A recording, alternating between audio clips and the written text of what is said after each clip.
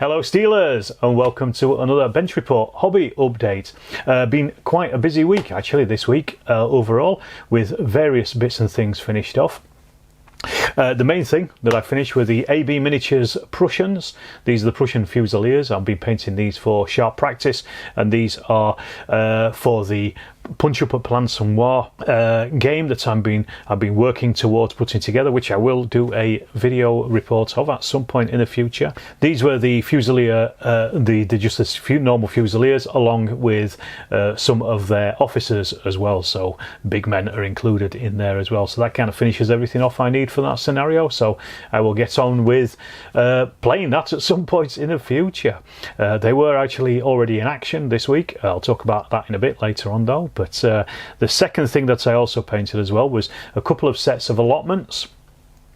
Mike Wilkins, Cake Weaver on Twitter, and Paul at Sabotaged had very kindly sent me some bits and pieces. I've got a load of fences left over from Paul from Sabotaged anyway, so I just basically put these together. These are just mounted on plastic card, dead easy to do, and I just knocked these out over a couple of days. They were just something I was doing while I was painting other things, and it's great because, you know, scatter terrain is always good on the table. Absolutely fills everything up, and it doesn't barely cost a dime to make. But yeah, so I think both of these were 3D printed. You could probably get STL files around on the internet of some of the sheds and the greenhouses, for example, the ones that Mike did for me, and I'm sure you'll be able to put some of these things together yourself if you've got a printer. If not, go and ask Paul over at Sabotage, and I'm sure he will sort you out. He'll probably love me for sending more people his way as well. In the post, I mean, that's all I painted. To say is all I painted. There's a lot of Prussians there that I painted, but I have been quite busy as well this week. My wife going away for a month, so I was helping her get things set up, and she was having a job interview as well, so I was just helping her with stuff like that. So I was kind of away from the hobby for a little while. However, this week I've had quite a few things come through the post. The first things were these. These are the Force of Virtue Renaissance Skirmish game. Now you're probably wondering why I got these. I got these. This is some of the card packs. So there's three of these here. You can see. What have I got? I've got the Rise of the Borgias, Condottieri Nation deck, and Swiss Nation deck as well. So these are some of the decks for the game itself. I do have a PDF for the game. I'm not actually ready to be, if I'm honest, but I've skimmed through it. I mean, Renaissance is not really my thing, but Jack, who wrote this game, sent it over to me because he thought I might like it, and has very kindly had these sent to me as well. These card decks, they do look very nice, I've got to say. I'll probably try to do a review of them. I'm not sure how to do it at the moment, because obviously I don't know how the game works or anything. But you know, these are very nice cards. What I might do is do a couple of shorts as a review, just to go through the decks over the next few weeks or so. I think I might do that. Just put those out, and you can at least then see what the decks look like themselves if you're interested in the game. I'll put a link to the game and to his website, Jack's website, down in the description down below. So if you're interested in doing a skirmish game set in the Renaissance period that seems to have got a lot of flavour, then I will. You can go and check that out yourself. And as I say, I'll go through these cards at some point in the future. But thank you for sending them through, Jack, if you are watching. The other thing that came in the post as well was the John Gill book, The Battle of Zname. Or Zame? Name? I'm not sure how you pronounce it. This is one of the 1809. It's basically one of the last battles of the 1809 Danube campaign. I've got John Gill's trilogy, Thunder on the Danube, which is well worth getting. He's one of those rare beasts, John Gill, who is a very, very, very good historian, and he's also a very, very, very good writer. And if the two don't always mutually exclude. Sometimes are mutually exclusive, unfortunately. However, in this case, John is a really, really good writer, and I say John Gill, should I say? It flows really well. I've really enjoyed the trilogy of the Thunder on the Danube. I've not read them fully yet, but I have read a good portion of them, and they are great. They're really interesting. So this is kind of like the follow-up to it. This was from Naval and Military Press. It was going very cheap in a sale. I think it's normally about 25 quid or something. It's Green Hill book. I don't think there's a price on it anywhere. Let me just have a look. 30 quid is the published price, which obviously is quite expensive hardback, but I think this cost me about 8 quid. You can't really beat that kind of price. I'm not sure how long the sale is on for, but again, I will put a link in the description down below. And honestly, the other 1809 books by John Gill are well worth getting. And I think they're in paperback. I got them in paperback, next to nothing from Amazon as well, and they're well worth a read if you're interested in any of that kind of part of the Danube campaign. Very interesting, it is indeed. In the post as well, that came just yesterday, is a third Singapore house. This black and white house. This is from Richard Hogg. You probably can't see it very well because it's printed in black, but believe me, it's another Singapore house. I'm going to get this painted up this week if I can. This one's slightly different in that it's got a slightly different footprint to the previous houses he sent to me, and also I've got to say as well, his modelling skills from the original one that he sent through have absolutely gone through the roof, and it looks really, really good. You can't really see it, as I say, on the camera at the moment because it's just a black blob, but the detail is far, far finer than on the previous two, but it's still the two he sent through are still great anyway, but this is up there. So thank you for that, Richard, if you are watching. I will get that painted and I'll probably work on that this week. I think that's going to be something I want to do because I want to continue that Singapore campaign as well, so I'm going to need a couple of those houses for that. Also as well in the post as well that just came yesterday was from Paul over at Sabotage. He sent me a bag of 15mm scatter, so this is boxes of fruit and various little bits and pieces. I'm going to be using this, putting these over around houses and things and in farmyards and that kind of stuff, just things to make things look like they've been lived in.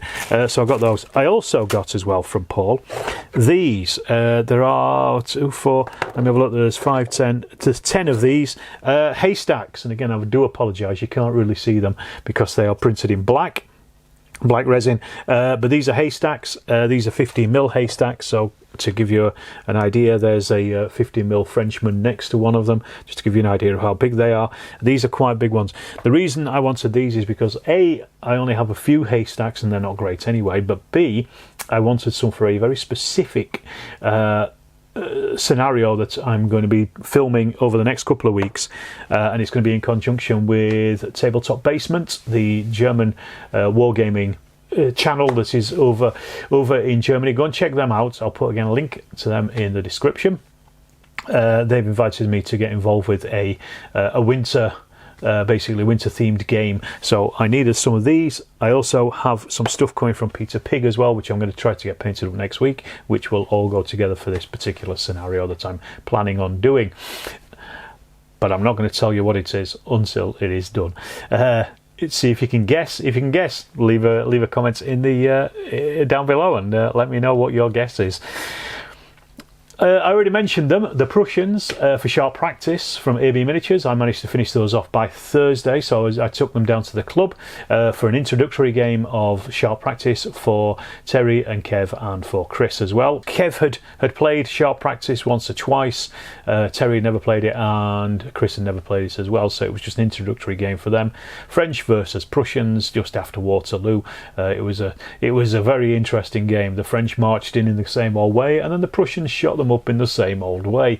They got absolutely hammered as they went in. They were just taking fire left, right and centre, and then their line broke and that was it. It was game over. But it was a great game, and I think everyone enjoyed it. Struggled with some of the concepts of the rules on occasion, like the idea that a leader activates and then the unit activates separately, but once that was in the bag, I mean, that's probably the biggest stumbling block people maybe have with sharp practice, but once you get over that, you kind of know exactly what you're doing, and it's such a great game as well. The other thing as well this weekend is I'm playing a game of Rommel. I've gone back to Rommel because I recently did a review of it, and I wanted to play it again as a solo. Now there's some things in solo Rommel that you have to change in the rules, and I've just thought about it and had a bit of an idea as to what to do with a solo game. So I'm going to try that out. Apart from that, I'm trying the game out as basically as flat as it is from the rules. What I mean is, basically rules as written. There's a few things in Rommel that I'd like to change. I think I mentioned them in the review anyway. The review should be out by the time that the game comes out, but there's a few things in there that I would change, like having an initiative at the start of a turn, that kind of thing, and just a few other bits and pieces. It's very strict in its, it's an I go you go, and it has a very strict turn sequence within that I go you go, and I'd probably just throw that stuff out, do something else with it. But in general the game works really well, so I'm going to play that. I'm going to play it rules as written and then just see how it goes.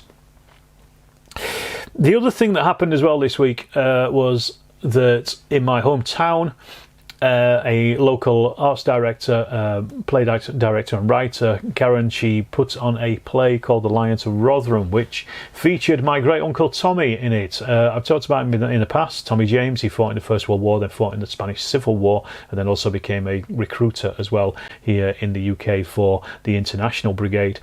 One of my personal heroes. I have mentioned him before, and we're quite close. Well, today is Remembrance Day, so it was quite nice to see it close to Remembrance Day as well, because even those men should be remembered.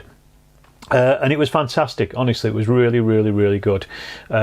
Professional actors in the play really brought it to life, and it was really, really nice just to see somebody with a family connection being portrayed on the stage, and in such a good and honest and interesting way as well. I just thought it was absolutely fantastic. Unfortunately, it was only 2 dates.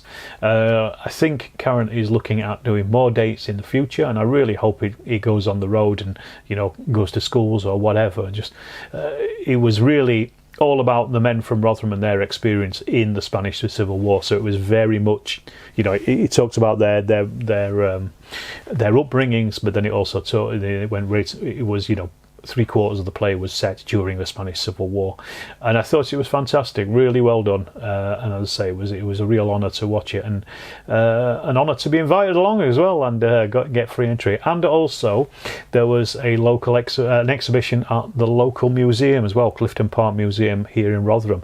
There is an exhibition on about the men as well, put together by Karen and David, who was the one of the historians working on it as well. So if you are in and around this area, I know not many people come to Rotherham for many reasons, but if you are, head up to the Clifton Park Museum and go and have a check of it out. I certainly would. I think it was great. All right, I'll leave it at that. As I say, today is Remembrance Day, so hopefully everybody has paused at 11 just to have a little think about people who've gone before us. I always do.